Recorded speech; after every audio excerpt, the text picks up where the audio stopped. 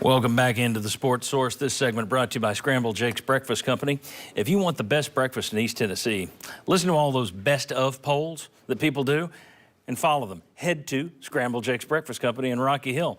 And as the holidays approach, contact them about renting out their facility and having your holiday party right there. Have a bite of their special evening menu. ScrambledJakes.com is the place to learn more. Give them a shout. Again, it's a great place to rent out. It's a very homey feel there with the fireplaces and everything. Scrambled Jake's Breakfast Company in Rocky Hill. All right, now, we were supposed to be opening with a graphic with, I stayed up all last night tallying all the numbers of all the Heisman candidates, 9 of them. Oh, it was all kinds of time well spent. And we were supposed to have a graphic there, but one of our computers crashed. So all that's out the window. So Chuck, I'll just ask you, since you won't see any of these numbers, thoughts on Hendon Hooker's Heisman chances? I think Hendon Hooker ought to be the leader for the Heisman, to tell you the truth. I think one thing that hurt him, you had these early polls, and he was so far behind, and he's made up more ground than anybody else in the country. Okay, he's number 2 now. On some of the gambling things, if you bet 100, you could win 500.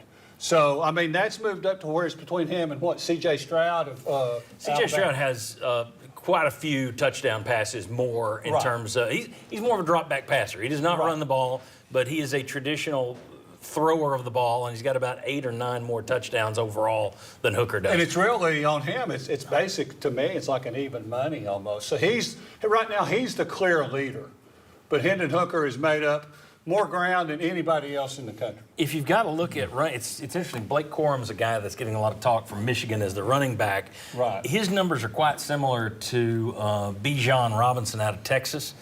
I kind of like Robinson because they use him. He's got about 250 yards in receiving yards, whereas Corum's more of just a straight running back. But it's going to be interesting. The quarterbacks, with the exception of Stroud's TD numbers, the kid from TCU, the kid from UCLA, the kid from USC, Hooker, they're all very similar. Their numbers in terms of total yards, in terms of touchdowns to interception ratio, which surprised me. I thought Hooker was going to have the big lead there. A lot of those guys are 18 touchdowns to 1 or 2 interceptions. So from a Tennessee perspective, I can see why Tennessee fans think Hooker is in the lead. I look at it and think, I've seen this play out with the Heisman before. Right. And a lot of these guys have similar numbers. And he's really number 2. I mean, behind being Hooker, yeah. But who put up 52 points against Alabama? Agreed. I mean, nobody's done that. And if I'm Tennessee, I'm starting to stress the red zone numbers. Look how successful this quarterback is in this offense in the red zone. Matt Hayes with the Saturday Down South said he would vote for Hendon Hooker, and it's not close. That's not impressive. close. Yeah, I don't know how that. I was surprised at that. What's that based off of? That he beat 4 ranked teams, and Ohio State is not. No, that's fair enough. I think he's going to have to. He can't. Well, he may be to the point after the Alabama game. He may be able to have a clunker. He may be allowed 1 clunker against Georgia or something. But what if he beats Georgia? If he beats Georgia, then I think he is the guy. Yeah. I mean, I think he's going to New York. I'd be shocked if he doesn't make New York. Well, I would say just real quick, I don't see a running back really jumping up into that top tier. I think it's going to come down to the best quarterback. Or Jalen Hyatt. Well, it's interesting. There are guys who have more yards, but boy, when it comes to touchdowns and yards per catch, Hyatt's way up there. All right, the playoff race, there are 6 undefeated teams. I can't show you those either. We had their schedules set up. This whole back half of the show is all kinds of stats and numbers that are now wasted. Georgia, Clemson, Ohio State, Michigan, Tennessee, TCU. Came back against Kansas State last night. You know, they could very well sneak into the playoff as the group of 5 team there. Georgia and Tennessee going to play each other. Ohio State, Michigan going to play each other. You could have 4 undefeated teams at the end of this thing, technically. The winner of OSU, Michigan, the winner of Georgia, Tennessee, and then TCU could run the table and Clemson could run the table. Thoughts on Tennessee's chances of making the playoffs as of today? I actually think they're pretty decent. If you get to the SEC championship game, which Tennessee, they got to beat Georgia to do it, right?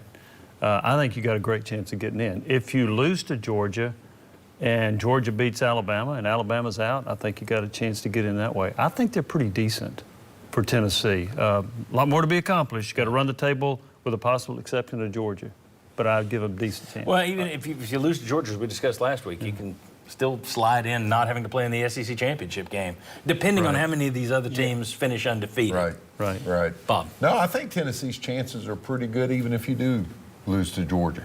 Because if you look right now over in the West, you were saying, boy, Alabama, go, go, go, get into the championship game, lose to Georgia, and if Tennessee had lost, then we're sitting there with one loss.